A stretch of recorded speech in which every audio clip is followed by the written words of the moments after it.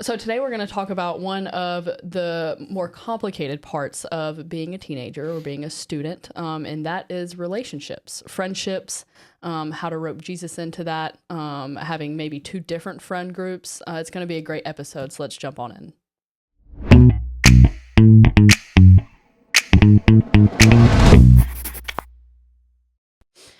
Hey y'all, welcome to the Revo Church podcast. My name's Katie. We're back for another episode of Growing Pains. Our conversation's all about students, relationships, anything to do with students, and we got a special student guest here today. Let's go. So I'm here with Michael, student's pastor, and what's your name? Tell us a little about yourself. My name's Kinsley. I am 15, and I am an active part of this church with students and our world and Love it. everything. You do everything, right? Yeah. Little jack of all trades. You go to the Walkertown campus. Yes, Yeah, ma'am. love it. Love it. So, today, like I said, we're talking about friendships and stuff. And so kind of give us an overview of how would you describe your friend situation right now? Do you have one main group? Do you have a bunch of friend groups? You know, what's the layout of that look like? So I have two solid friend groups. I don't really Okay. have the most friends since I am homeschooled, Okay. but I have some friends that are left over from when I was at school, Okay. and then like my neighbors, and then I have my church friends, Gotcha. and that's about it. Yeah, that's how I was. I did not have a lot of friends growing up. I just had my little core group, and I thought that was good for me. I didn't like having a ton of people. So that's good. So do your outside, like your group outside of the church, and do your church friends, do they kind of overlap at all, or are they pretty they're separate? They overlap in a couple of different ways. Like some of my, I guess, outsider friends, they go to church, so we have some of the same core values, but I wouldn't necessarily say that they're living or like as a Christian. Gotcha. They have the Christian label, but they don't hold the values that a Christian would. Yeah, gotcha. Would you say that those outside, we're going to call them the outside friends for the episode. Just a name we're for the not, episode. Like, we're not like labeling them, but just to distinguish. Would the outside friends, would they like kind of put the label Christian on you? Oh, yeah. Yeah, for sure. Oh, yeah. You kind of wear that badge with honor. Oh, yes. Let's go. Yeah. I definitely wouldn't have in school. Yeah, wow. So good for you. When I was in elementary school in 6th grade, I was still in public school. I most definitely did not. Yeah. I had Christian on my nameplate, but I did not honor it one bit. Yeah, that's my story for sure. So being known for your faith, it's like they're probably watching you, closely, I would say. Has there ever been a moment where like being that Jesus friend and those outside friend group, has that ever felt lonely or maybe a little awkward or anything at all? Oh, yes. Yeah. I've noticed on multiple different occasions that the outside friends would be going and doing worldly stuff, and I'll be like, y'all have fun. I'm not for this. You do you. And I've noticed that you'll either get a positive or a negative reaction. I've personally gotten both, but I don't let either reaction affect who I am. I love that. It's so hard too, because like I feel like when you surround yourself with a certain group of people, there can be the temptation to go with them. Be a chameleon, right? Like blend in at church, and then blend in like with another friend group that might not be as concerned about like, faith and stuff like that. And so like to have a resolve of saying, hey, like I could be your friend, but I'm not going to like do the things you do and like walk with you in all things, just because that's against like who I am at the moment. So it's a hard balance to find. Do you feel like it puts limits? I'm going to ask you a question. Oh, please. Do you feel like it puts limits on like the depth of some of those friendships? Yes. And like for the friendships that I did have and are still going from when I just had the Christian bad or the label on me, they're like, why have you changed? And now they're asking, what's so important about Jesus that you've changed this much?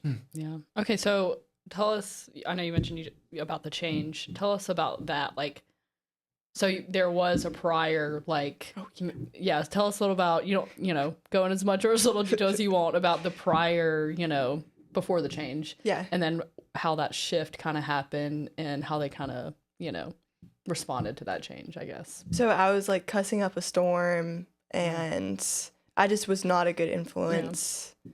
I was not a good person one bit. I was mean to everybody. And there's like I would put on a double face. Like at church, I would be a good person, but then at school, I was a completely different person. I was 1 foot in, 1 foot out. Yeah.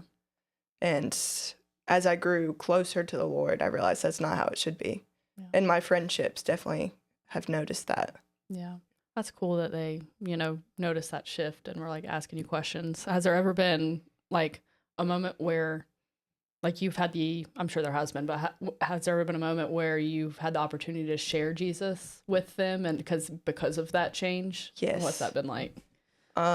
It's honestly been good. And with one of the people I have in mind, she actually started coming to church because of that, and I baptized her. Yeah. Wow. That is so cool. Yeah. I love that. I love that you're 15, and so you've learned this now, which is like, take that with you, man. Like that is a blessing. I learned that my junior year of college when I was like 21 years old. So like, that's amazing that, you've experienced that shift now. That's a blessing. Have you, Michael, like, how do you encourage students in that? Because obviously you're the student's pastor, and like this I feel like is very unique situation. Like maybe there's a lot of those situations and I don't know it, but how do you encourage students in that? It's a culture piece, I think, that like we were able to instill early on, like at our Walkertown location of like one of our things was that we just bring our friends.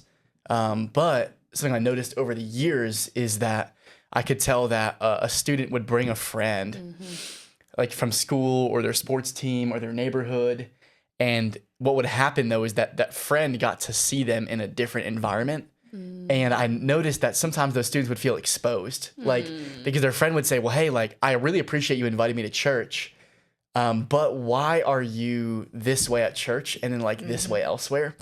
So I've really tried to create an environment in our ministry where like, even if you're a student and your life isn't super squeaky clean, like I still just want you to be at our ministry.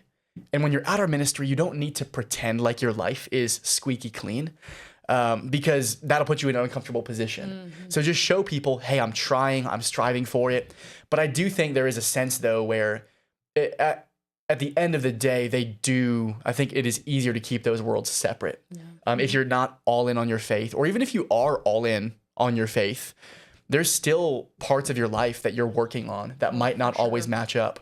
And so it can be really scary to invite people in from the outside because what if they call you on it? What if they say, well, hey man, you're a Christian and you try to do this and you claim to do this, but you're not like fully living up to it. And, I always tell people like that's part of sanctification. That's part of growing in your faith. But we live in an authenticity, like a driven culture and driven world. And so it can be very just uncomfortable. For sure. So I've noticed with you, like you've really committed, like you've really kind of over the past year said, I'm going to really follow Jesus and whatever happens. And I'm sure you've had awkward moments where, they're saying, well, Kinsley, at church, you're saying this, but I saw you mess up in this way last week. So like that is uncomfortable, but it's part of growing and it's part of being a Christ follower is like acknowledging we don't have all the answers. It's not a works-based salvation. And so we allow God to work those things out and being vulnerable in your friend groups it can be a really good way to evangelize to them and say, look, I'm not perfect. You're not perfect. None of us are perfect, but we trust in God. He forgives us and he is enough. So for sure, just notice that in friendships, especially. For sure. Yeah. That, a couple verses that came to mind was Proverbs 13:20. It says, walk with the wise and become wise, for a companion of fools suffers harm. It's like, that's like a big shift in your story, I feel like, as well. And so John 15:13, greater love has no one than this, and to lay down one's life for one's friends. And like that kind of displays you sharing Jesus with your, quote unquote outside friends. And so like, that's a hard thing to do, and especially since you had that shift of like, I was once like this, but now I'm not. And so now I'm sharing Jesus with you. Yeah. And like what you said, like, gosh, the amount of times that like after I went all in that I'm still messed up and went back a little bit. And I'm like, you know, you got to have some grace with yourself as well, because Yeah. the Lord has grace with you. So, Yeah, for sure. and that's like for you, like, do you feel like you're now in a place where like you're the same person in both places, or do you ever feel like you're just like, crap, like I'm still falling into that person that I used to be? I feel like now in like the past year, I've definitely gotten into the place where I'm the same person no matter where I go. But 2 years prior to me, I definitely had different personalities depending on where I was at. Yeah. Do you ever feel like now that you're that same person, do you feel more like yourself when you're at church versus with your outside friends? Like, Yes. yeah. Do you try to like, I don't know, I guess you take that version of yourself with your outside friends too, since you're the same person, right? Yeah, that's like. But it's less awkward when I'm with like-minded people because I'm not, I guess, afraid of getting rejected or anything like that. Yeah. Ain't gonna reject you. Yeah, I mean, like anytime you're around people that you like know and are comfortable with, like they share the same values and ideals, For sure. it's always going to be more comfortable. Yeah. And that is part of like being a Christ follower too, is we live differently from the world. And so as unfortunate as it is, like you're gonna stand out. And so naturally, where are you gonna feel the most comfortable? Well, the place you don't stand out, right? At church with your church community. Yeah. And I think it's designed that way in a good way, because you can be around your church community and feel very encouraged, and then be sent out, and sent out with the confidence to try to live boldly in the spaces where maybe Jesus is not as welcome. So. And you still hang out with your outside friends too, right? Yes. Yeah, Yep. which is like also cool, because I feel like some people, once they change, they'll cut off maybe some of those friends. And like maybe they needed that, you know, like maybe the temptation was too great. But that's like unique for you, because like we said earlier, you know, like you're just in that position where like now you can minister to those friends, and that's cool. Do you ever find yourself like searching for ways to like have more conversations with them about Jesus, or is like excuse me, is like the balance like you don't want to share too much because you don't want to push them away, you know what I'm saying? Like, do you find yourself doing that? I feel like it depends on the friend, but for the most part, I'm striving to have more conversations. And I've noticed I know this is outside of friends, but even I watch my friends' siblings for babysitting. I have conversations with them, trying to get them to come to church, and it's been helpful. That's really cool. Showing up like that. Yeah. So do you have like what would you look for in a friend now versus like what you used to look for? Question. You know, like maybe there's students out there that are like, okay, well, I need new friends or whatever, you know, like what would you look for in a friend now versus in the past? I guess I would look for more of like where their heart is. Yeah. Like obviously their personality might be messed up, but if they have a good intention. Their personality sucks. Their personality's trash, but okay. But- I can work with that. But if they have like a God-given heart and God's working through them, then I try to see the good in everybody. Yeah. Wow. Let's go. And if my personality's trash, and I'm like, I don't know, man. So, hey, man, we can be friends from afar. Yeah. We can just. I'm at a distance. I do think that there is something to that, though. Like you look at just the church in general, and it's a group of people who probably would otherwise not be around each other ever, for real. other than the fact that we have like the greatest common factor in common, which is Christ, right? He binds us all together, gives us patience with personality types and people we might not have otherwise like crossed paths with. So there is definitely value to that. And if you're trying to find godly friends, man, that is important. That is important to make sure that they really share that same value as you, because I think you'll become subconsciously who you put yourself around. For sure. And so you might have a group of friends like, hey, they're like your vibes friends. Like these are the ones I really like and I get along with them, but they're not like the best Christians. But I want to spend all my time with them because I like them. And you might have like the Christian group. It's like, yeah, they're Christians, but I just don't like them at all. And if you find yourself like naturally being more inclined to be with like, you know, the non-Christian group, unfortunately, even though you're well-intentioned of trying to grow, they will pull you further away. It might not be intentionally, even if it's just stalling your progress. Like I feel like when you're going and moving towards your faith and growing in your faith, like you're either moving further or closer. Like I don't think there's a stall option. It's like in a race, if you stop moving, the rest of the runners are moving ahead of you. So you're falling behind, even though you're not moving, Mm-hmm. even though you're not running backwards. So I consider that with friend groups to be a big thing. Just making sure that like we share those values. And I've seen you cling to those people more like over the past season than ever before. Yeah, like that verse in Proverbs, iron sharpens iron. Mm-hmm. Yeah. And I've heard it, I don't know who said this, I can't take credit for it, but I have no idea who said this, but you become like your 5 closest friends, like basically what you just I say said. that a lot. And I don't know where it came from. I don't know where it came from, but I've heard it a lot. I say it Yeah. a lot. And like, gosh, I've seen that in my story too, of like who I surround myself with. It's like I just morph into that, not as much anymore, but I used to morph into those people because that's like, you know, I don't know, we're just so we're impressionable people, you know. So like Michael, first, what would you say to a student who feels like maybe they're in the middle of 2 friend groups or they don't fit, maybe they feel like they don't fit anywhere, you know, what would you say to those people? Man, I see that a lot. That's a great question because a lot of times kids will come to church, but if you're not going to the same schools or you don't live in the same neighborhoods, they're just Wednesday friends. So like your church friends, it is hard to take it to that next level. For sure. But I will say to students who don't truly feel like they fit in either group, why would you try to fit yourself into the group that isn't going to take you closer to Jesus? Yeah. So if you feel like you don't fit either place, maybe then just say, well, I don't fit with these people who aren't following Jesus anyways. So why am I trying to earn their approval? And say, maybe I'm just going to go all in on trying to mesh and have community with my godly, like with these Christian people at church. And so it might be putting yourself out there. It might be scary. But like every friendship I've ever had has started with just boldness to be like, hey, I need community. Like, are you willing to step into that with me? And you have to do that. Like you have to be willing to do that. And if you don't, you're going to miss out. Yeah. And so at church, it's like, just try it. Like give it more than 2 Wednesdays. Give it more than 2 Sunday mornings. Like give it 3 months and watch what happens. Like I've seen it time and time again. The students who come for a couple weeks and just feel awkward and they leave, they're never going to find that community. But like, I mean, even you guys, like when your family first started coming, I was like, man, I thought you guys were going to have a hard time connecting because we have a tight-knit ministry. But you gave it time. Y'all were very, very consistent. And over 3-4 months, you began to develop real friendships with people. I mean, I've seen it too many times to believe it's a fluke. It's just commitment to it. And being consistent is everything with friendships. Because if I'm on the inside and a new person shows up, we did this at Walmart. We would haze people. It was the worst thing ever. When we worked at Walmart, the Walmart turnover rate was so high with employees. Like there'd be like a new crop of people. They do their training and orientation.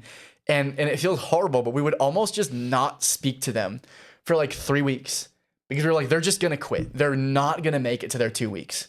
And then once they made it to their 2 weeks, we're like, okay, let's invest a little bit more into that. And then they hit like 3 months, 4 months. We're like, all right, like you're in, you're part of it. Let's go. So even the, I'm not saying this is right, but even the people in the church or like in a friend group you're trying to get into, like they're skeptical because like, well, who is this person? fair. I need to feel them out as well. And so it goes both ways. I'm not saying that's like great, but it does go both ways. And so just acknowledging it could be a process, but if you press through and if you get through it, like you will make some friends and make some connections that will be very good for you. And that's just worth it. So yeah. That's a good point. Like you mentioned maybe 3 to 4 months and then they finally get plugged in or something. And I'm like, that's like 16 Wednesdays. It's a lot. Yeah, it's a long math, time. But that's a long time. But it's only like 16 hours. Yes, that's the thing too, though. It's not a lot of time. No. And like, but I know when I was a student, like I would feel discouraged maybe of like, dang, I've been 4 Wednesdays and I still haven't made any connections or whatever. And then like, it just takes time. You just got to keep going. It's hard, but what would you say to anybody who's, struggling with friends, maybe 2 different friend groups or struggling to connect? I would say keep trying. And just because you're not finding your hole right now, there might be a better hole that is being left open and building because of this time and season. And I know in my case, when I first started at Revo about 2 years ago, I was like, I don't find my community. And I gave it a couple more weeks and I started finding friends and found my community. Yeah, that's good. I would say this to anyone watching as well who's maybe a part of a student ministry or a part of like a Christian community. Like be the person that's going to be the welcomer. Like if no one else is going to do it, then like you need to be willing to do it. And I've seen that with you a lot. Like we have students at our ministry nights where I know that if a new person shows up, I can pull like you aside or somebody and say, hey, look, they're new. You know what that was like. I need you to follow them around all night and like make sure they don't sit alone. And that helps too, just being like overly ambitious with welcoming in new people. And that's a culture thing. But if it was beneficial to me for someone to do that, then why would I not extend the same olive branch?